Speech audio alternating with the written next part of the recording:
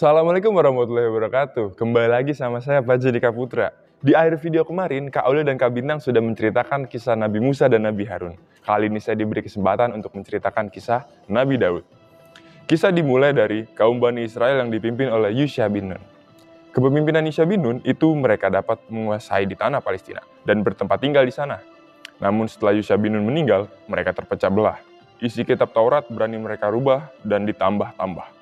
Mereka suka bersilang pendapat, akhirnya hilanglah kekuasaan persatuan mereka. Tanah Palestina diserbu dan dikuasai bangsa lain. Bani Israel menjadi bangsa jajahan yang tertindas. Mereka merindukan datangnya seseorang, pemimpin yang tegas dan gagah berani untuk berperang melawan penjajah. Pada suatu hari, mereka pergi menemui Nabi Samuel untuk minta petunjuk. "Wahai Samuel," kata mereka, "angkatlah salah seorang di antara kami sebagai raja yang akan memimpin kita berperang melawan penjajah. Aku khawatir bila sudah mendapat pemimpin yang dipilih Allah, kalian justru tidak mau berangkat berperang," kata Nabi Samuel. "Kita sudah lama menjadi bangsa tertindas," kata mereka. "Kita tidak mau menderita lebih lama lagi. Kita harus menegakkan agama Allah." Karena didesak oleh kaumnya Nabi Samuel, kemudian ia berdoa kepada Allah. Kemudian doa itu dikabulkan dan Talut diangkat menjadi raja yang memimpin mereka. Begitu nama Talut diucapkan oleh Nabi Samuel, mereka justru menolak karena nama Talut tidak begitu dikenal. Ia hanya seorang petani biasa, malah digolongkan orang yang miskin.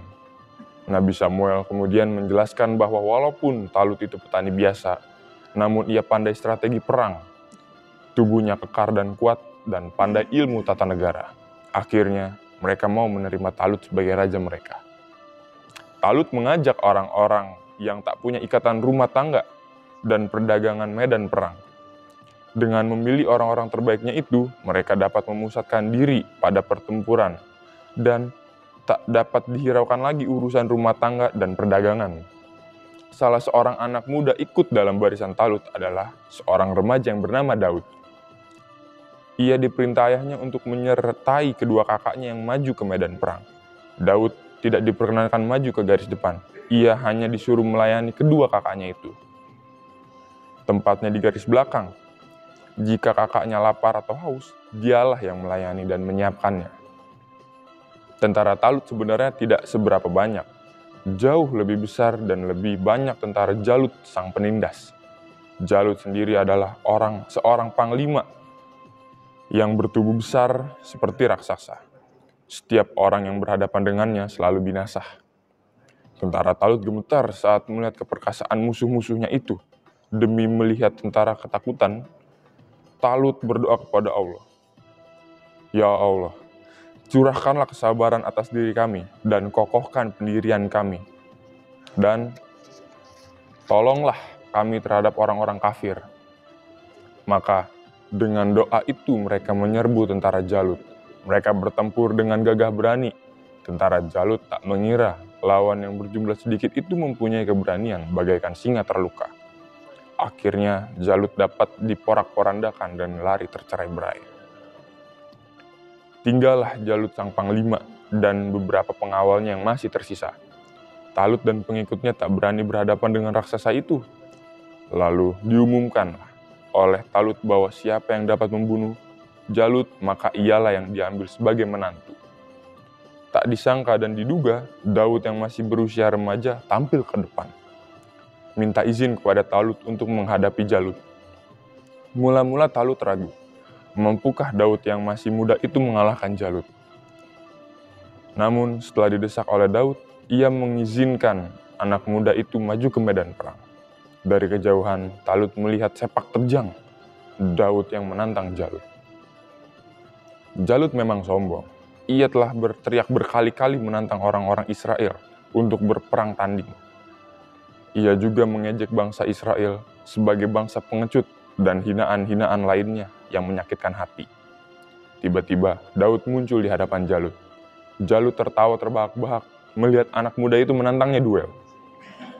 Daud tidak membawa senjata tajam. Senjatanya hanya ketapel. Berkali-kali Jalut melayangkan pedangnya untuk membunuh Daud, namun Daud dapat menghindar dengan gesitnya. Pada suatu kesempatan, Daud berhasil melayangkan peluru batu ketapelnya tepat di antara kedua mata Jalut.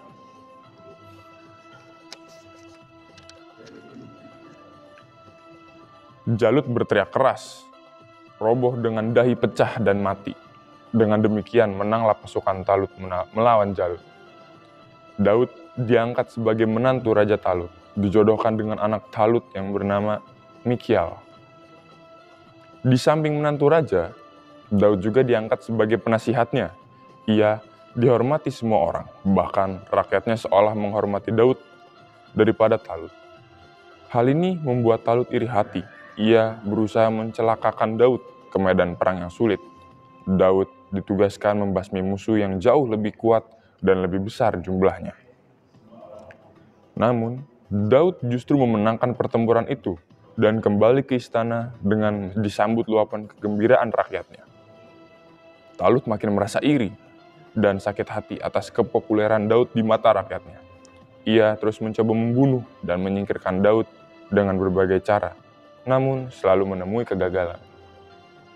Daud yang dilindungi Allah akhirnya mengikuti perang terbuka. Dalam peperangan itu, Talut tewas. Setelah Talut mati dan putra mahkotanya juga mati dalam pertempuran melawan orang-orang yang berpihak kepada Daud, maka Daud diangkat menjadi Raja Israel.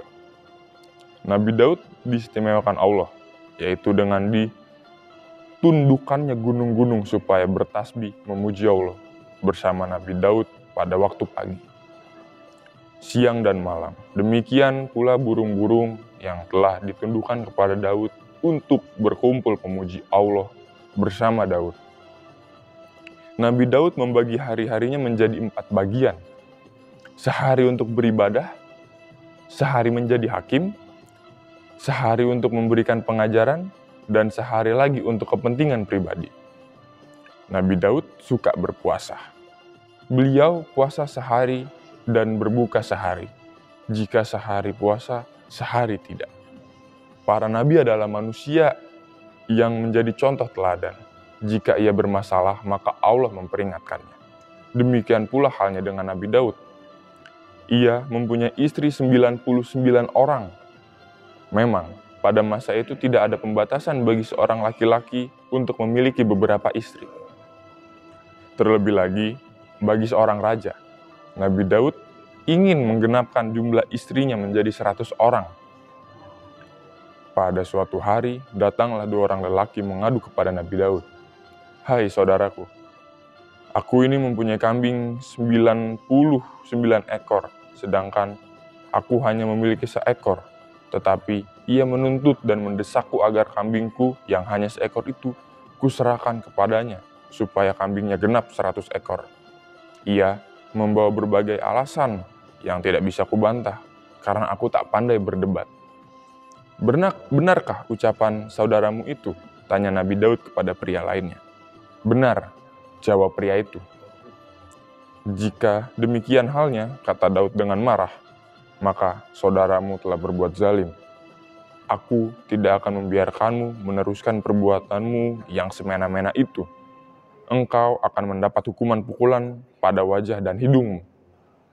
"Hai Daud," kata lelaki itu, "sebenarnya engkaulah yang mendapat hukuman yang kau ancamkan kepadaku itu.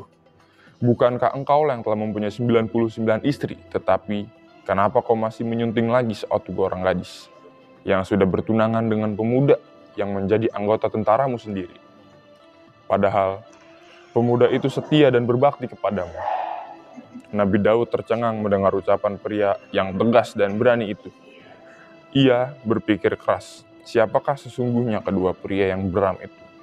Mendadak, kedua pria itu hilang lenyap tanpa bekas. Taulah Nabi Daud bahwa ia telah diperingatkan Allah melalui malaikatnya. Ia segera bertaubat dan memohon ampun kepada Allah. Dan Allah menerima taubatnya. Dan Nabi Daud memiliki mukjizat. Di antara mukjizat itu, yaitu besi yang dapat dilunakkan seperti lilin dan dapat dirubah sekendaknya, tanpa memakai api atau alat apapun. Dari besi itu pula ia dapat membuat baju besi yang dikokohkan dan ditenun menjadi bulatan-bulatan rantai yang berkesinambungan, jalin-menjalin. Jenis baju ini membuat pemakainya bebas bergerak, tidak kaku seperti baju besi yang dibuat dari besi lembaran. Nabi Daud juga dikaruniai suara yang sangat merdu sekali. Sedang kitab yang diturunkan kepada Nabi Daud namanya adalah Kitab Zabur, yang berisikan pelajaran, peringatan, dan nyanyian-nyanyian kepada Tuhan. Pada suatu hari, bangkitlah penyakit kolera di wilayah kerajaan yang dikuasai Daud. Banyak rakyat yang mati karena penyakit ini. Daud kemudian berdoa kepada Allah, maka penyakit ini diangkat oleh Allah. Untuk menunjukkan rasa syukurnya kepada Allah, Nabi Daud mengajak putranya yaitu Nabi Sulaiman untuk membangun tempat suci yang bernama Baitul Maqdis. Sekian cerita dari saya. Saksikan kisah-kisah selanjutnya di channel YouTube ini. Kurang lebihnya mohon maaf. Assalamualaikum warahmatullahi wabarakatuh.